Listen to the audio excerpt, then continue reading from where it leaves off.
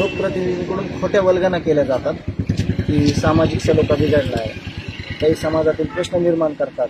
परंतु आरोपीचं समर्थन करणाऱ्या ज्या टोळ्या आहेत, जसे की मी याच्या अगोदर सांगितलेलं आहे, इथं अजितदादा पवार जे उपमुख्यमंत्री आहेत त्यांच्या पक्षाचे पदाधिकारी इथं हिअरिंगच्या दरम्यान येतात, हिअरिंगसाठी थांबतात, आरोपीचं समर्थन करतात. याच्यावर कुठलीही दखल घेऊन कारवाई झाली नाही. मी वेळोवेळी त्याचं म्हणजे फॉलोअप घेतोय, त्याचा पाठपुरावा करतोय आणि त्याच्यातलाच एक भाग म्हणून मांजरसुंब्याला जे कोणी ज्याची कुणाची सभा असेल किंवा काय आपल्याला नाव घेण्याशी किंवा त्या गोष्टीशी काही संबंध नाही आपला, परंतु तिथं ज्या आरोपीच्या घोषणा दिल्या गेल्या त्याच्यावर कुठलीच कारवाई प्रशासनानं केली नाही किंवा प्रशासनानं नाही करू द्या.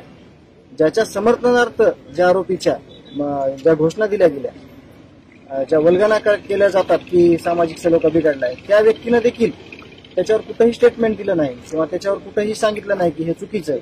म्हणजे एकीकडून फक्त दिखावा करायचा आणि एकीकडून आरोपीचं समर्थन करायचं, हे न झाकणारी गोष्ट आहे. हे सर्वांना कळलंय. परंतु न्यायालयावर आमचा विश्वास आहे, SIT CID वर विश्वास आहे आणि या जे माझ्या भावाच्या खुनातील जे गंभीर स्वरूपाचा यांनी गुन्हा केलेला आहे त्यांना नक्की शिक्षा होणार आणि आम्ही त्याच्याबद्दल